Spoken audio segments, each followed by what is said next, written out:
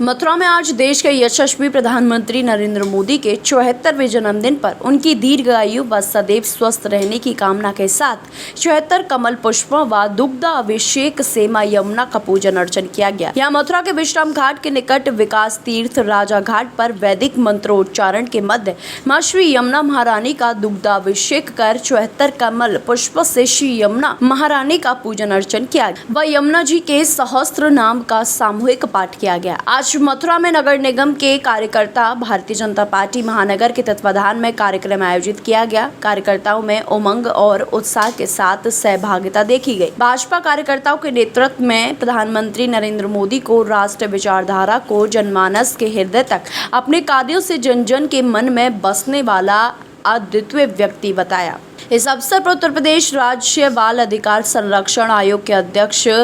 Doctor Devendra Sharma, Bhajpa महानगर मथुरा नगर निगम के mayor, जिला पंचायत अध्यक्ष किशन चौधरी, विधायक मेघ श्याम, राम किशन पाठक, गोपेश्वर नाथ चतुर्वेदी आदि लोग उपस्थित रहे।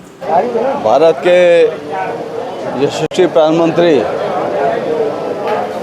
जिन्हें पूरे विश्व में भारत माता का गौरव बढ़ाया है, उनका आज 74वां जन्मदिवस है। और यमुना जी के पूजन के बाद उनके चरणों में प्रार्थना कि वो दीर्घायु हों, यशस्वी हों और जिस संकल्प को लेकर के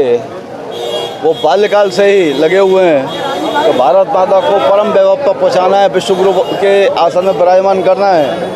और हिंदू समाज को सशक्त और गौरवान्वित जो हमें विगत में जो हमको अपमानजनक जो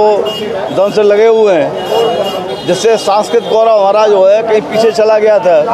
उस सांस्कृतिक गौरव को पुनः स्थापित करना है और उसको उनने आर्थिक समृद्धि, सुरक्षा व्यवस्था, ये सब चीज़ें तो वो हैं शिखर पर, लेकिन सबसे बड़ी बात है कि राम मंदिर का निर्माण करा करके उन्होंने ये सिद्ध कर दिया कि जो परम वैभव में तो स्वराष्ट्रम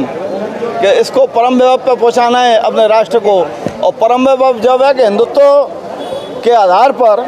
इस देश का विकास हो, इस देश की संस्कृति का विकास हो, उत्थान हो, तो रामलला विराजमान हो गए। आप देखते हैं जितने तीर्थ हैं, माननीय मोदी जी, माननीय योगी जी, हर जगह विकास कार्य, क्योंकि पहले आपने सुना होगा ईदगाह की दीवार बन गई, मस्जिद की मरम्मत हो गई,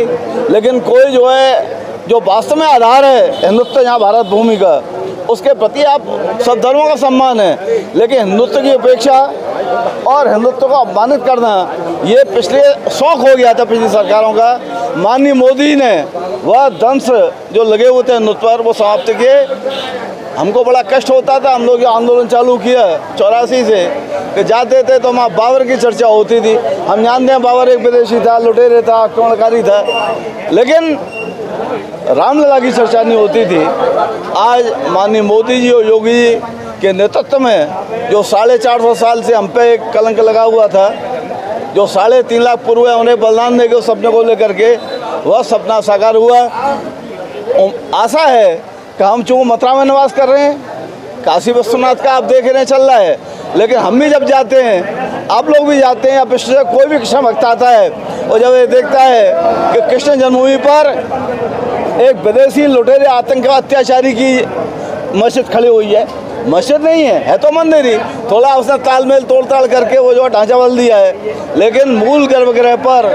आज भगवान के जन्म स्थान पर तो हम यमुना से प्रार्थना करेंगे भगवान को सामर्थ्य दे। माननीय न्यायालय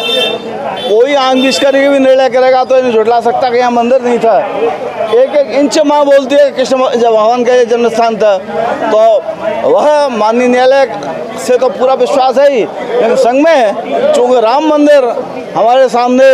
उसकी ध्वजा विश्व में फहरा रही है, तो बहुत आशा करेंगे इनके कार्यकाल में काशी विश्वनाथ पर भी जो एक ढांचा खड़ा हुआ है जिसको नाम औरंगजेब दे रखा है, वही औरंगजेब दुष्ट ने जहाँ भी एक ढांचा खड़ा कर दिया मूल स्थानों पर, तो कम से कम उसका नाम मिटे यहाँ से, दोनों जगह से, तो निश्चित रूप से भारत माता गौरवान्वित होगी और विश्व में ये लगेगा कि सांस्कृतिक पुनरुत्थान को लेके संघ का जो सपना है उसको ये वास्तव में साकार कर रहे हैं। हमारे युग पुरुष माननीय श्री नरेंद्र मोदी जी का जन्मदिन है,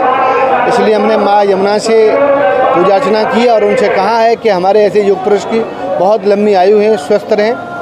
रहें और हम सभी सनातन धर्मियों की सेवा करते रहें। जिस प्रकार से यमुना पूजन किया गया है, संकल्प लिया गया, हम पूरा पखवाड़ा गरीबों की सेवा करेंगे, मलिन बस्तियों में जाएंगे, वहाँ साफ सफाई करवाएंगे और कोई भी दुखी न रहे इस ब्रज में, ये हमारी सबकी जिम्मेदारी है। यशस्वी और पूरे विश्व के लोकप्रिय नेता और हमारे भारत के प्रधानमंत्री, जो कि आज 74 वर्ष जिन्होंने पूरे किए हैं और पूरे भारत की जनता की आकांक्षा है और माँ यमुना से प्रार्थना है कि हमारे प्रधानमंत्री जी